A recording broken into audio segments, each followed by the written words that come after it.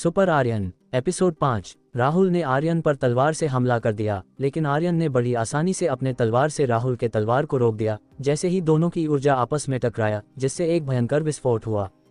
उस विस्फोट के कारण राहुल दूर जा गिरा, लेकिन उस धमाके के आर्यन पर कोई असर नहीं हुआ। ये देखकर सभी लोग आश्चर्यचकित हो गए। सभी आपस में बात करने लगे, अरे ये क्या हुआ, हम तो समझ रहे थे राहुल जीतेगा, लेकिन ये राहुल तो एक ही हमले में दूर जा गिरा। वहीं दूसरी ओर सभी प्रोफेसर भी सदमे में थे। सभी प्रोफेसर आर्यन को देखे जा रहे थे। प्रोफेसर माया प्रिंसिपल सिंह की ओर देखकर बोली, प्रिंसिपल सर आपने सही बोला था, ये लड़का अपना शक्ति स्तर छुपा रहा है, कुछ तो राज है इसके पास।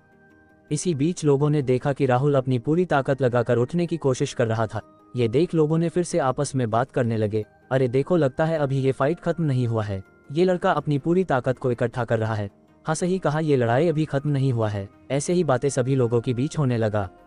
इन्हीं बातों के बीच राहुल खड़ा होकर अपनी सारी ऊर्जा शक्ति अपने तलवार पर इकट्ठा करने लगा। कुछ ही सेकंड में शक्तियों की परत तलवार पर चढ़ गया, जिससे राहुल का तलवार बहुत भयानक लग रहा था। ये देखकर आर्यन ने अपनी कुछ शक्ति अपने तलवार पर इकट्ठा कर लिया। इसे देखकर राहुल ने गुस्से में बोला, मेरे इस हमले से बच के दिखाओ। तभी उसके पीछे एक बड़ा सा तलवार प्रकट हुआ और उस तलवार से तलवार ऊर्जा निकलकर राहुल की तलवार में जाने लगा, जिसके कारण राहुल की तलवार और खतरनाक दिखने लगा। जिसे देखकर आर्यन मुस्कुराते हुए बोला, 2 स्टार तलवार ऊर्जा शक्ति, अच्छा है। इतना बोलकर आर्यन ने अपनी आंखें बंद, तभी एक तलवार उसके पीछे प्रकट हो गया। उस तलवार की शक्ति आर्यन के हाथ के तलवार में जाने लगी, जिससे आर्यन की तलवार की और भयानक दिखने लगा। ये सब देखकर भीड़ आपस में फिर से बातें करने लगी। एक आदमी जो रेड ड्रेस में था उसने बोला, ये जैसे ही राहुल ने 2 स्टार प्रकट की, तभी आर्यन ने भी 3 स्टार तलवार ऊर्जा शक्ति प्रकट कर ली। उसके जवाब में दूसरा आदमी बोला, सही बोल रहे हो, ये लड़का बहुत अजीब है, ये आर्यन इस राहुल से थोड़ा सा ज्यादा शक्ति प्रकट करता है, ये अपनी पूरी शक्ति नहीं दिखा रहा। अकेडमी स्टाफ के बीच भी ऐसे ही बातें चल रही थी। इसी बीच राहुल ने आर्यन पर हमला कर दिया। जवाब में आर्यन ने भी अपने तलवार को आगे कर दिया, जिससे दोनों तलवार आपस में टकरा गए, जिसके कारण दोनों की ऊर्जा भी आपस में टकराई, जिससे एक भयानक विस्फोट हुआ और चारों तरफ धूल फैल गई। जब धूल धीरे धीरे साफ हुआ, सभी ने देखा राहुल दूर जा गिरा था और उसके मुंह से खून निकल रहा था। ये देखकर राहुल के पापा के चेहरे पर गुस्सा और उदासी छा गई। वहीं दूसरी तरफ आर्यन के माँ पापा खुश थे। बाकी लोगों के साथ सभी प्रोफेसर भी आर्यन के बारे बात करने लगे। इसी बीच सभी को आर्यन की आवाज सुनाई दी, राहुल क्या तुम और भी लड़ना चाहते हैं? मैं तो कहता हूँ हार मान लो, क्योंकि तुम मुझे नहीं हरा सकते। नहीं, मैं और लड़ूंगा, मैं हार नहीं मानूंगा। राहुल ने इतना बोला ही था कि उसके मुंह से खून निकलने लगा। राहुल ने अपने मुंह से खून साफ किया और फिर बोला, मैं तुम्हें हराऊंगा, चलो फिर शुरू करते हैं। राहुल ने फिर से अपनी तलवार उठा ली और 2 स्टार चट्टान शक्ति की ऊर्जा अपने तलवार में समाहित कर ली, जिससे उसका तलवार बहुत शक्तिशाली हो गया था। ये देखते ही आर्यन के चेहरे पर छोटी स्माइल आ गई और फिर आर्यन ने 3 स्टार पहाड़ काट शक्ति प्रकट करके अपने तलवार में समाहित कर लिया, जिससे आर्यन की तलवार भयानक दिखने लगी। तभी अचानक राहुल ने आर्यन पर हमला कर दिया। ये देखकर आर्यन मुस्कुराया और उसने भी हमला कर दिया, जिससे दोनों की तलवार आपस में टकरा गया, जिससे दोनों की ऊर्जा भी टकरा गया। जैसे ही दोनों की ऊर्जा आपस में टकराई, एक धमाका हुआ और राहुल दूर जा गिरा। जैसे ही लोगों ने राहुल की ओर दृष्टि की तो लोगों ने देखा कि राहुल के हाथ में टूटी हुई तलवार थी। इसका मतलब आर्यन के हमले से राहुल का तलवार टूट चुका था।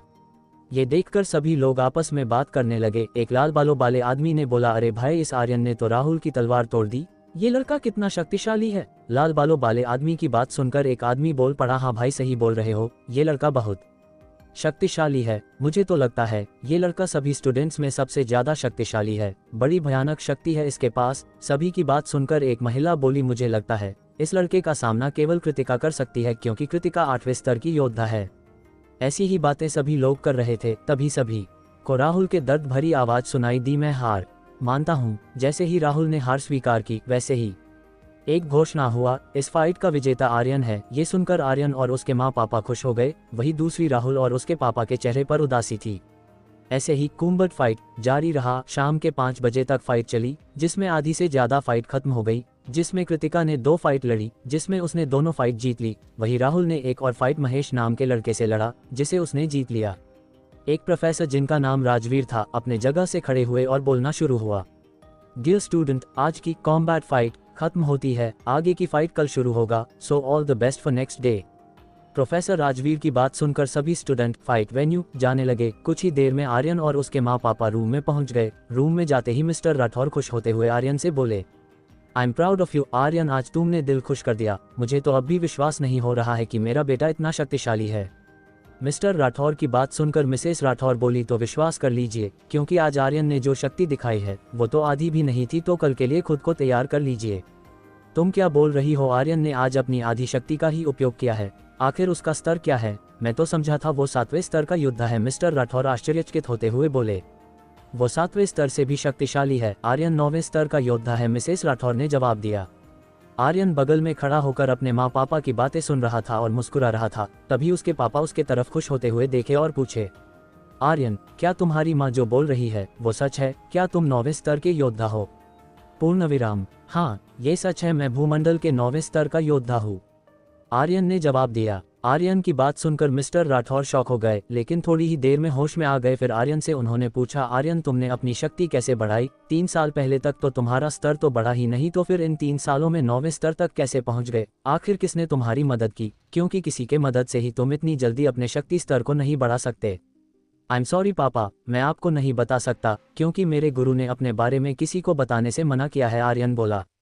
मिस्टर राठौर थोड़ा मायूस होते हुए बोले, अच्छा ठीक है, मैं खुश हूं कि तुम अब शक्तिशाली हो। मुझे विश्वास है कि तुम्हारे गुरु एक अच्छे इंसान है। अपने पापा की बात सुनकर आर्यन ने मुस्कुरा दिया। ऐसे ही बहुत देर तक बातें करते रहे। वहीं दूसरी ओर कृतिका अपने पापा प्रिंसिपल सिंह के साथ बैठी बातें कर रही थी। तभी प्रिंसिपल सिंह बोले, कृतिका, आज की सारी फाइट तुमने देखी या नहीं? नहीं पापा, मैं अपने फाइट के बाद वाली फाइट नहीं देखी है, लेकिन मैंने उसके बाद सारी फाइट देखी है, कृतिका ने जवाब दिया। यही तो तुमने मिस कर दिया, उसी फाइट में तुम्हारा सबसे बड़ा प्रतिद्वंद्वी था, प्रिंसिपल सिंह बोले। प्रिंसिपल सिंह की बात सुनकर कृतिका बोली, कौन पापा? कौन है वो जो मुझे टक्कर दे सकता है? उसका नाम बताइए।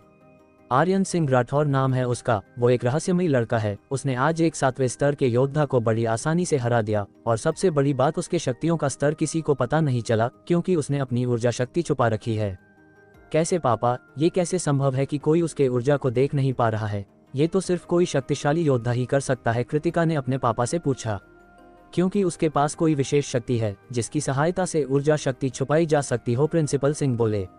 आपने सही कहा पापा, मेरा सबसे बड़ा प्रतिद्वंद्वी वही है, मैं अपना ख्याल रखूंगी, कृतिका बोली। ऐसी ही बातें करते करते रात हो गई और सभी खाना खाने के बाद सोने चले गए।